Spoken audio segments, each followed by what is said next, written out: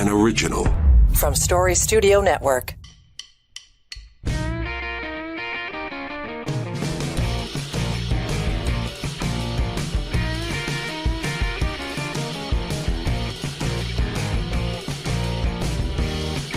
Yes, here we go. Now and next, 2.0 for this week. I know we don't normally do this, but we just had the guests lined up and we thought rather than try to jam them all into one show, we'd make the best of their time, the most of their time, and what they had to say. In case you missed it already, Neil Hetherington dropped by to talk about the Who's Hungry report.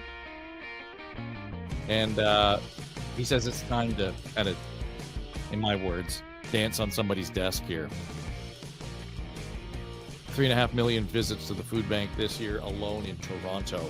That number is only going up, and it is just amounts to willful ignorance at all three levels of government, unwilling to do anything about it.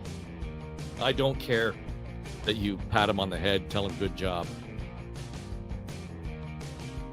There are answers, and in fact, we come up with answers this week on the Ledge. Kathleen Wynn. I get so excited. Kathleen Wynn, Tim Hudak, John Wright, Keith Leslie, and I, we've got answers.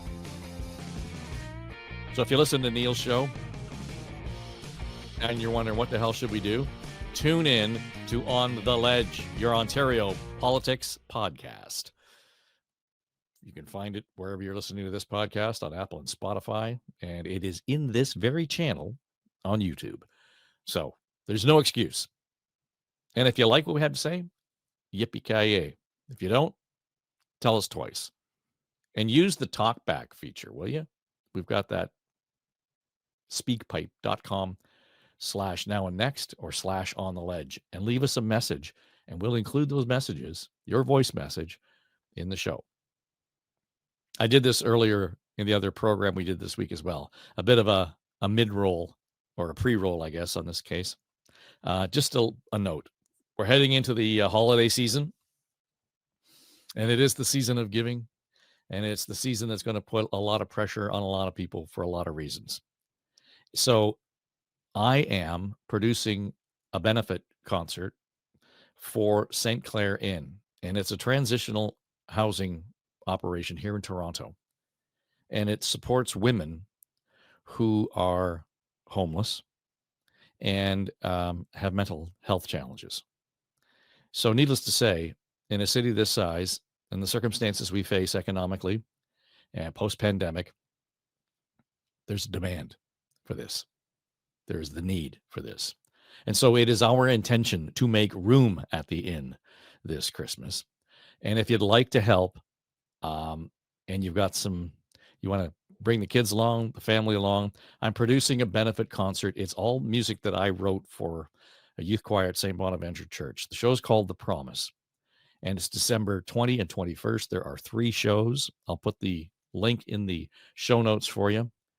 But we're trying to raise $15,000. I know that doesn't sound like a lot, but it's a ton of money for this group. They only rely on fundraising. They don't have huge corporate sponsors. They get no government money. And because of the work that they do, it oftentimes disqualifies them from some of the big grants. So it's a real challenge for them, but they do exceptional work. And it's if you go to their website, stclareinn.com, and that's Claire with a Clare. I'll put the notes in the show notes. You'll want to read about Linda's story. And Linda is the inspiration, the tragic inspiration behind St. Clare Inn. So if you can help, that would be awesome. And we would really appreciate it. If you can't get to the show, make a donation. We'll take that too. So thanks for doing that. Thanks for your patience. And let's get to the other issue of the day. We talked about the food bank in the first episode this week. I was just gobsmacked by the number of transition announcements made at the White House. And what does that mean for us? What does that mean for Canada? What does that mean for the world? And what does it mean for our security? So let's weigh in on that, shall we? As I'm recording this piece for Now and Next this week, I've got, the cable news channels up here all the time, just keeping an eye and an ear on what's going on both sides of the border. And it doesn't matter what channel I am on. The headline inevitably is dealing with the latest appointments to the Trump cabinet, and who's going to be in and who's going to be out, and what is that going to mean for the rest of us. And on the ledge this week, we talked to Premier Wynne and Tim Hudak and John Wright and Keith Leslie about the free trade and how that's going to have an effect and an impact on our lives and affordability. So there's a lot going on here, and I thought, among other things, we need to talk about the security. Is this world a more dangerous place or a safer place 10 days after the Trump re-election? I called it Trump 2.0 no a couple of weeks ago. So we thought we should get back to Scott Clancy. He is joining us, and he is the retired Major General in the RCAF. And one of the last things he did in his career was sat in the Director of Operations chair at NORAD. So knows a thing or two about a thing or two as we're talking. Just give me your initial reaction. I know you and I have talked about the what if. Yeah. Well, the if has come to pass. Yeah, sure has. And, I was in Alaska and then in Colorado working within the NORAD architecture and the command architecture when Donald Trump was in office the first time. And I remember when he signed an executive order place military forces along the northern border. That order never got put into action as it didn't pass through Congress. And the military never moved out on that. But I remember having a discussion with my boss, who those forces would have been put under command with, rules of engagement to deal with Canadians, that said I would have resigned my commission instantaneously if that order had been put into it. It speaks to the fabric of the relationship between Canada and the United States. And I think we're in for a rocky ride. So now that I hear that, are you suggesting that NORAD is at risk here? Oh, it absolutely is. Really? Okay. Welcome to the world of Donald Trump. Yeah. So I will tell you, and it's not necessarily insider trading information, but when I was down as the Director of Operations for NORAD and when I was up in Alaska, there are things that would come up continuously that would make you want to say, hey, we should evolve the agreement between Canada and the United States. Mm-hmm. For a long time, we've been talking about NORAD modernization, NORAD next. What's next? Let's get it out of just the aerospace domain and into a more pan domain, air, land, sea, cyber, info, where we're defending in all of those spaces. The NORAD agreement is very much focused on the aerospace domain. And during the Trump administration, the answer was we were never going to bring up the NORAD agreement because as the negotiation with USMCA or whatever you want to call that is, it's not going to go poorly. And you never know whether that executive authority is just going to walk away from that agreement tomorrow. Mm-hmm. And that agreement is fundamental. We all thought, Canada and the United States, all the executives, all the Americans, commanders on both sides of the border said that this agreement is essential to how North America defends itself. But that's a loose cannon up there. You don't know what he's going to say and or do. So I'm guessing that the conversations behind closed doors is just be quiet, don't be noticed, or do what you can within the authorities that exist. Why do you need to be able to do that? And quite honestly, a lot of times, why would you? Why would you open up a political agreement between two nations that is basically fundamental to the shared geography and values and then the security elements of the two countries? Why would you open that back up if you don't necessarily need to? Can you do everything that you need, within the current agreements? And the answer was, yeah, I guess we can. Well, then don't do that. Right. If we look then at that kind of the North American perspective, and when you talk about evolving it, sort of NORAD 2.0 or however you want to look at it, was there already conversation or movement on that pre-Trump? Well, so there always has been for decades. How are we going to keep on evolving NORAD, especially after 9/11? Where is this going next? The expansion in 2006 to include the maritime mission, because before that it was just aerospace defense and aerospace control. Now maritime warning, it has been in there since then as well, and that, so there's been an ongoing conversation about what is needed.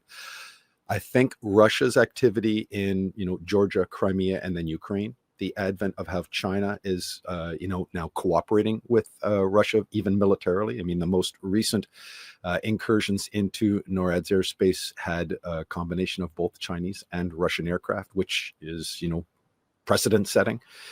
I think that has caused a lot of the leadership over the course of the last decade to want to update and modernize not just the technology surrounding, but the powers and authorities that are associated with NORAD to make it a more holistic look. And to be quite honest, I've long since felt that it needed to do that, so that you could involve all of the aspects of military and governmental power into a single command. And I think Canada has a real distinct role to play there. Yeah, now that you say that, I mean, it's hard to believe that you could actually do one element of that defense mechanism without the other. So, the aviation, et cetera. But in this day and age, without cyber or that kind of threat, how can you have one without? You're flying blind. So this is how we get around that within the NORAD and U.S. Northcom architecture. So Canadians would be familiar with NORAD, but maybe not with its sister command, which is U.S. Northern Command. So the United States divides the globe into these global combatant commands, U.S. European Command, or EUCOM, U.S. Indo-PACOM, or Indo-Pacific Command. We've heard of CENTCOM, which is the Central Command, which was the Eastern Asia part, which a lot of the forces in Iraq and Afghanistan would have been working for. These global combatant commands, run operations in those areas. Now, until 2002, North America was not part of that. It was just it wasn't part of a global combatant command. After 9/11, U.S. Northcom got created. All of the staff and all of the command center. So I ran the command center for a period of 3 years in NORAD U.S. Northcom. All of that comes to a head there. So you're doing both at the same time. So all of the multi-domain aspects of cyber and land and logistics and all the rest come together within that command architecture. So Canada kind of piggybacks on top of that, and has, even though NORAD has separate operations, all of those operations are harmonized under the same command. What that also gives is, as the United States contemplates and plans the defense of the globe, from an American perspective, U.S. Northcom is plugged into that with the Pentagon, with NATO, with all of those things. And Canada, because of its unique role within NORAD, has the ability to influence and therefore be integrated within that United States global defense. That provides us with an opportunity to influence and temper and or demonstrate where Canada's specific perspectives are, and at the same time allows us to affect maybe some of those operations. And so it gives Canada a role that it wouldn't have anywhere else. So we do that even though we don't negotiate the different change to the agreement. It's like sharing without having a formal agreement to do that. And we shared on both sides. Funny enough, when Hurricane Sandy happened, I was running the command center. I was conducting daily briefings to the Department of Homeland Security and the Secretary of Defense on the military and holistic operations surrounding that. And that has nothing to do with the NORAD agreement. It's just because I was running the command center for NORAD and U.S. Northcom, which also does domestic responses like to hurricanes and floods. It was all going through your switchboard anyway. Yeah. So, and we're partners, and there's a trust that you build up there, and you build up a significant amount of that trust by your standing beside that ally, no matter what. Shared values, shared geography, these things become the important things. So when they turn to you and say, hey, we need you. Hey, I'm there for you. What is it that you need? Yeah, I can do that. No, not a problem. Here's how we help. That creates that bond of trust. Given that the backdrop, and I know that there's going to be all kinds of conversation about certainly the Arctic is going to be, that's the sovereignty questions around there and the defense issues. And I suspect that will be probably more loudly articulated, if not better articulated in this term for the president. Well, let's face it, the first stop is Ukraine.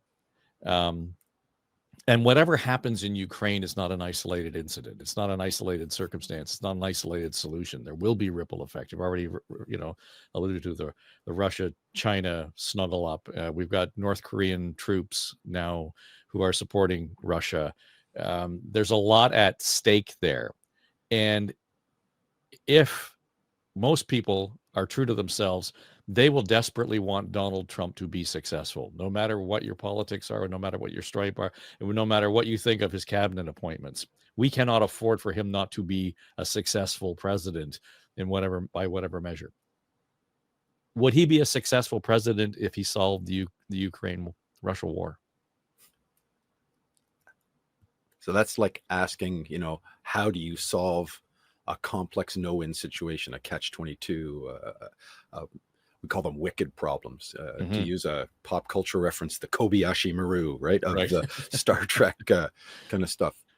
Because you'd have to tell me what that resolution looks like. Right. What that looks like for Ukraine, what that looks like for NATO, what that looks like for Russia. And so just to break that apart and pull that string, is Crimea Russian or Ukrainian at that resolution? The Donbass of, Luhansk and Donetsk completely returned to Ukraine, or the current borders? Ukraine's path towards NATO membership? Yes? No? Walk me through what that looks like in terms of those pieces. Donald Trump can end the war in Ukraine very simply, and that end would look like there is no more military aid from the United States going to Ukraine. That will de facto end. The amount of time and the delay on that will be interesting, but that will end that very quickly. It might not be how everybody else thinks it should end. So when we say he needs to be successful, in what fashion, right? We imagine that as being the U.S. is always going to be a positive influence on world affairs. They're the largest exporter of democracy worldwide, and all of the good things that we as Canadians, Americans and us are very, very similar in a lot of our approaches. But I don't know what that end state looks like in Donald Trump's mind. Because when he says, hey, the world was a safer place and I'm going to solve that problem. Okay, the borders as they are right now hold. Crimea belongs to Russia. Zelensky, back in your place. Aid will stop. And it's a ceasefire.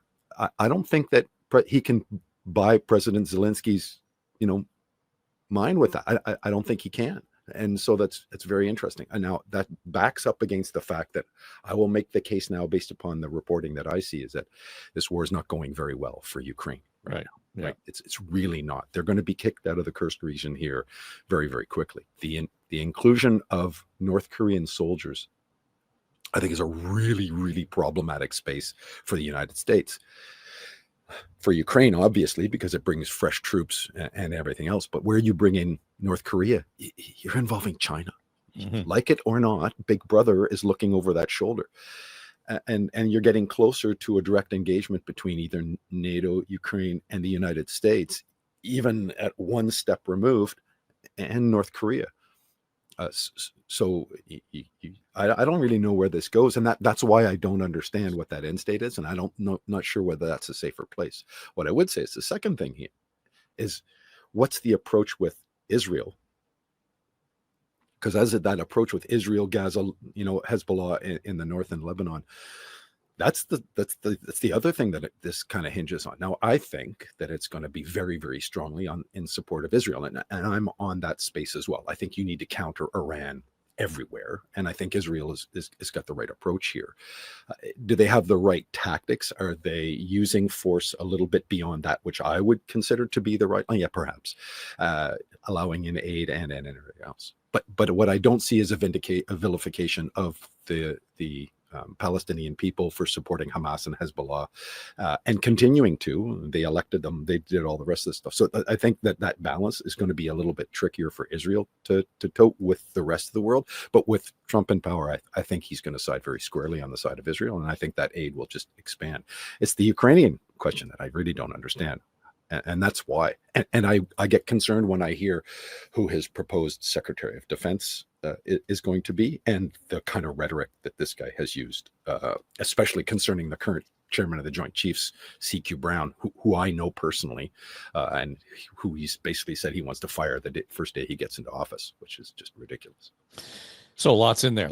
I want to dial it back though to your suggestion around, how do you redraw or maintain the borders in Ukraine? What does Russia get? Some of the commentary I've heard from former defense and national security staffers and who've kind of run the joint over the last 10 years or so are saying there's going to have to be water in everybody's wine here, not to put it mildly, that if you're going to give Putin any part of Ukraine, then it's baked in that Ukraine gets an immediate entrance into NATO. So everybody is equally pissed off. Yeah, that's the win. I mean, I realize that's not satisfactory, but that's what that's the win. But you're going to have to convince Putin that he's not going to win anyways. So, to me, I don't know that you can. He's winning militarily now. And because of the slow boil, like if you had given fighter jets and all the air defense systems and all the rest of the stuff at the outset of this, years ago, then it would have been a fundamentally different look right now. So one, you have to convince Putin that he's not going to win anyways, because if he doesn't, then Ukraine's never going to have to acquiesce into NATO until you're doing a direct confrontation with NATO troops on the ground. Yeah. And when it comes to that, when the only element there is that, I'm not so sure. I'm not so sure that the United States sees American boys and girls dying in Ukraine as being something for. And after this election, I see it even less, right? Because that's not the platform he read. It's a more peaceful world when I'm not I embroiled ourselves in World War III. Mm-hmm. So I'm not sure that he can convince Putin that he's not going to win anyways. That's the first thing. Second thing is the answer always has been and revolves around Crimea. Right. Without Crimea, Russia loses that deep water port. It loses the Med. It loses all of the Black Sea Fleet. Then I don't understand, how that's going to go. So for them, I believe that Crimea is actually a nuclear red line, where they, if we're talking about the threshold for the use of even tactical nuclear forces, Crimea would be the first line that I would say. I think they might be, because it's almost existential, as far as their demise is concerned. So I don't think you can convince Putin anything less than that. And I don't think you can convince Zelensky of those two things. I don't see the leverage point that the United States has over either one. I just don't. Then back it up even further. If the effect is pulling back and actually withdrawing funds and let them figure it out themselves, that seems to be the alternative that's kind of sitting out there. And it's quick. Yeah. From the American people's point of view, when he's talk about his first 100 days is going to be like rock and roll, then that's something he can do very, very, very quickly, because he can stop the flow even of things that have been approved in the past via executive order. If he does those kinds of things, the impact is going to be felt. Like Ukraine is, hand to mouth with a lot of stuff here, and there's no way for the other NATO nations and supporters to make up the kind of delta that the American industrial military machine has. So it's going to be felt very quickly, but it'll be an instantaneous reaction to the American, public. And that's what he's looking for in those first 100 days. I said I was going to do it, and then I did it. It's a more peaceful place because they're not at war. That'll be over very, very quickly. Mr. Putin will win. The other thing here is that I think the indicator of whether they're going that way would be because there's a logic here saying, in 1995, NATO was very clear, we're not going to expand into Eastern Europe. That was the message. And Putin was around. And then we did. And NATO nations and the acquiescence of all the other countries that are surrounding Eastern Europe, this is just the personification. If you hear that rhetoric again out of the Trump administration, then I think that's the way in which they're going. If not, I don't think the rest of these negotiations are going to be straightforward. That's for sure. Because I don't think it's an easy solution to have. But I think that of the things that you were going to say, hey, listen, what do you think I think that's the course of action that he'll follow first. Well, then does it matter who he sits in the defense secretary's chair? It absolutely does. And this doesn't necessarily have to do with Ukraine. So there's one thing to say, here's the politics and the policies of Ukraine. It's something else to say, this is how you manage the most powerful military on earth. We talk about a spectrum between competition, crisis, and conflict. That states are always in a state of competition. Now, since the end of the Cold War, that competition has been a relatively low level. And especially since 9/11, with the global war on terror, the vast majority of Occidental militaries, Canada, the United States, most of the NATO nations, thought about playing the away game and fighting, terrorists wherever they pop their heads up in the Middle East and the associated regimes that are supporting them. But China and Russia never walked away from great power competition. That competition, especially over the last 5 or 6 years, but I would argue, over the last 15, especially with Russia, has just been an ever expanding bubble of what that competition looks like in preparation for reestablishing their dominance on the world stage. That dominance has economic and demographic ramifications, right? For nations like Russia, who were, essentially, especially economically, in decline. And to note, and all of the sanctions based upon the war in Ukraine haven't changed any of that stuff, right? And the impacts might be felt by the Russian people, but to be clear, I don't think the Russian regime feels itself any more dissuaded because of all of those sanctions, like at all. Mm-hmm. So if that's the case, when you move into something like a crisis, you want to have sage heads. Like, it's one thing to be blustery and say, if you don't do 2%, then, I invite Russia to come and do whatever they want. Like that's kind of an inflammatory statement. And when you're in competition, okay, how does that play out? But when you're in a crisis and you have no idea how the head of the most, charged military and the person who's trying to interpret that power is going to do those things, this can go very, very, very poorly. I mean, the things that nominee is talking about, removing everybody who was involved in these programs and these things.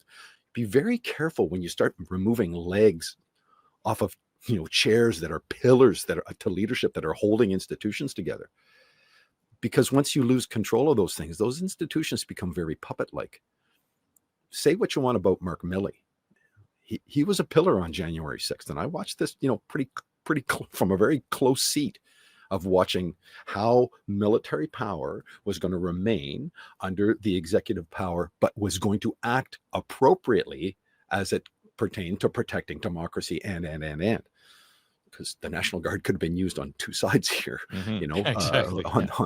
And that should be disconcerting. Should be disconcerting when you hear rhetoric like, "And I'll seek a third term." You start going, wait a minute, George Washington, 2 terms, like there's a precedent here. And I don't think that you're George Washington. And so people should be concerned about that. And I think that in the midst of all of that rhetoric, those choices, and I was kind of heartened with some of the other choices that he had made early on. I thought that, sager heads within the Republican Party were prevailing. But especially with the Secretary of Defense, I don't see the qualifications. Having 2 Bronze Stars is, thank you for your service, well done, all right. That does not qualify you to lead an institution.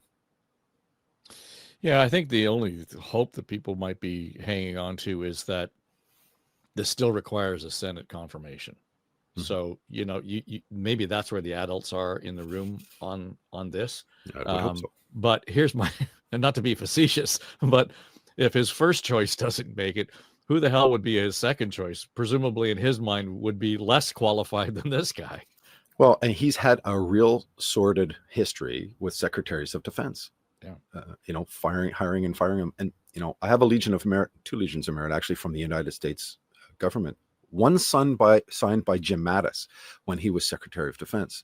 Now, there's a warrior monk. Never married, never had kids. He was a professional soldier at the highest degree. And when he became Secretary of Defense, everybody said, okay, well, now you've got a real deep thinker who thinks and reads and, not just about military affairs, but how that applies to global stability and everything very well. And he says that Donald Trump has the intellect of a kindergartner. This is someone who, got brought in to try and... That's not to insult kindergartners. No, right? And so here we go. And that's the kind of, when you hear that constant rhetoric from people who I have deep, deep respect for, I get concerned because I think it's that instability, and everything I knew and studied for 37 years in my military career about stability at the top end of both military organizations, but as well as governments. When you're in crisis, that stability becomes even more important. And just think about yourself driving on, the 401 at, I don't know, something over 110, which is where everybody kind of travels. And then you're getting into close proximity. You want that car ahead of you to be predictable. Because if it's unpredictable and you're still driving really, really close, this could go very poorly for everybody around you, and including yourself, and instantaneously. And that's what I think about stability as it pertains to the people that you put and the character of the people that you put in leadership positions. Well, but Pete Hegseth was a Fox presenter too, so let's not diminish that at all. I mean, that it amazes me, Scott, that becomes sort of the number 2 bullet in his credential. Just what? Because it's the number 2 bullet, because he doesn't have a number 2 bullet. Yeah. Right. Like if you're going through so I don't know. If you were going to say, hey, listen, we need a new Minister of National Defense, and ours are picked differently. It's not an appointment. It's not based upon those credentials. You have to pick from within the elected officials, right? Which is why you rely on the Chief of Defense Staff and the Deputy Minister as seasoned professionals within the defense room. So it's a very different construct. But if you're going to turn around and say to someone, hey, listen, who's more qualified to be the Minister of National Defense in Canada? Wayne Eyre, 3 years of service, served at every single level, really understands, listener. Like, I can keep on going down all the credentials.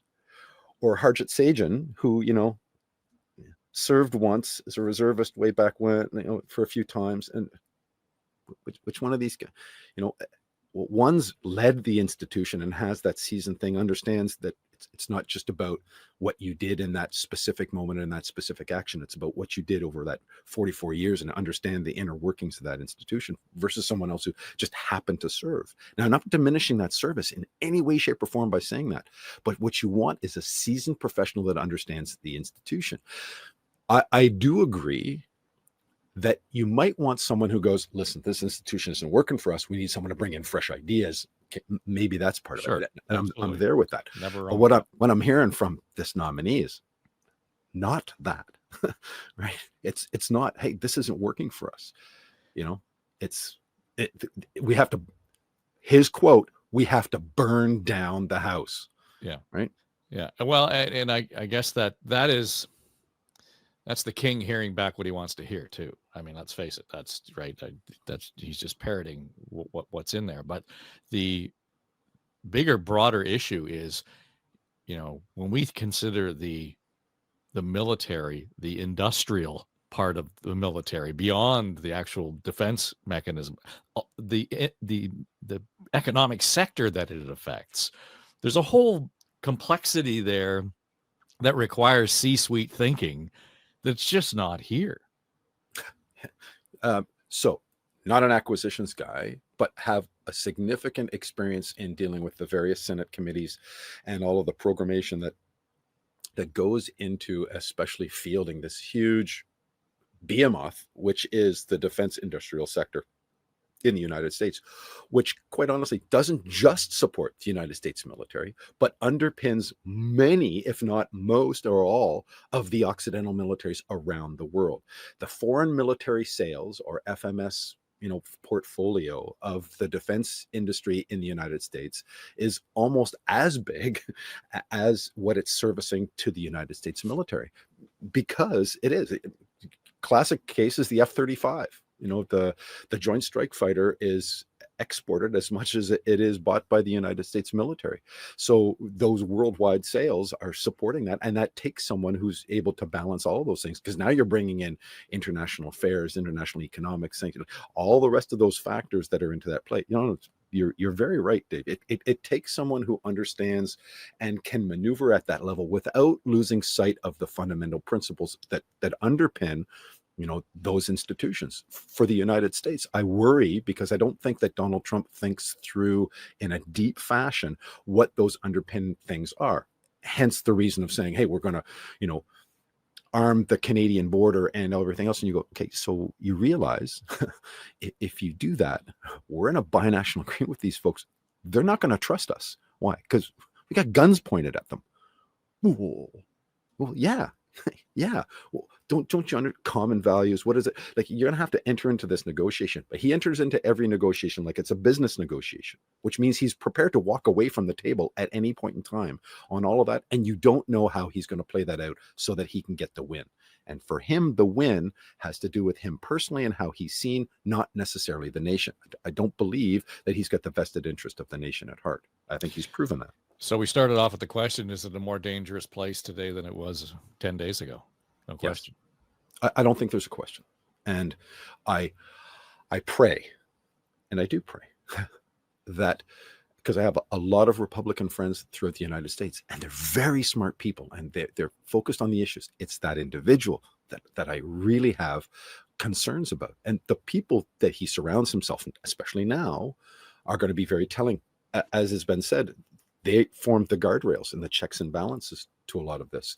I would have also preferred, if Donald Trump and the Republican Party are going to be in the executive power, that the houses, might have swung the other way. I've long felt that minority governments are more reflective because they have to bring forward the debates. They have to reach consensus. You have to do the bipartisan work here. And to me, I always think that that's the best way to go, because that forces a debate and a conversation that is fundamental to our democracies. I always love the opposing point of view, right? It's an essential element to Canadian politics, because His Majesty's loyal opposition, right, is charged by the Governor General to present the opposing point of view in Parliament, in public, so that every government has to defend their actions. Note, they're not charged to agree. They have to present the opposing point of view, because we knew that presenting the opposing point of view makes us stronger. Those debates, those conversations, the press that questions those things is fundamental to how we are as a democracy. The more that you don't have that, because you own the House, you own the House Republic, the Congress, and you own the executive power, those debates aren't going to happen. It's just going to be, how do we push through our agenda? Those are two different things. Yeah. And I think it's going to, I keep hearing people say, well, there will be life after Trump. It's just, the question is, what kind of life is it going to be after Trump, right? Yes. Well, buckle up. I don't think that's fear mongering. I think tell me how you're going to pull the string on each one of those policies. How are you going to approach this? Even all the rest of the stuff. And I can dislike the individual and how he is and how he treats people and all the rest of the stuff, but I can respect the people, behind him that support specific policies and or not. And I'm not into looking backwards, Kamala Harris and why it didn't win and she didn't win and all the rest of those things. That's not I don't think that's an important conversation. I want to see how the country moves forward. Canada has to be, aware of how the nation's going to move forward with President Trump as the executive authority in the United States, and with Republican leaders leading in both of those houses. What I don't think Canada needs to do is come off its principled values. We have values that we believe in. I've been in lots of commands where I tried to be pushed into a corner by an American maybe that outranked me, or that was saying that, well, we're going to do what we... Actually, no, sir, you're not. Canada's a sovereign nation. We act like this. These are our beliefs. This is what's going to happen. I said, so no, that is not going to happen on Canadian soil. Oh, okay. No, I respect that. Yes. And then you do, and then you carry on. You have tough conversations like we have with our kids. We're going to have tough conversations. We're going to be straightforward, and we're going to be value based. And I think that's what Canada is going to have to do for the next 4 years. Well, I always enjoy our conversations, Scott. Thanks for being here. And, your insight is always, I learn something every time I talk to you. So thank you. Right back at you, Dave. I do too. So for those of you who are watching and listening, just a reminder, it's always fun, because we do want you to kind of be part of the conversation. So jump in at speakpipe.com/now and next, and do leave us a message there, would you? Because, Scott's got the insight. Be curious to hear what you have to say about it. Those of you who are leaving some really thoughtful comment on the YouTube page, great. But you know what? Hit the microphone and leave us that message, and we'd be happy to play them back in some of the upcoming shows. So thanks again, Scott. It's always good to talk to you, and hang in there. We'll hope that it all works out. So for those of you who are watching at home, just be aware that Scott's book is out there. You want to go to his website, scottclancy.ca. And he will, you want him to come to an event and talk about what it is you guys need to be dealt with, by all means, line him up now. All right, that'll do it for us. It's Now and Next for Story Studio Network. Pay no attention to that man behind the curtain. Now and Next is Story Studio Network's flagship podcast, produced by our chief executive producer, Dave Trafford, and supported by our entire SSN team, including our senior producers, Becky Coles and Jen Hudson, our technical producer and audio editor, Mike Trutler. Jamie Nickerson is our production manager, and our sonic logo designer is Greg McDonald. Also, I'm Erin Trafford, Queen of the Universe. And that's all I have to say about that. Okay, everybody, that's a wrap. This is SSN. Story Studio Network.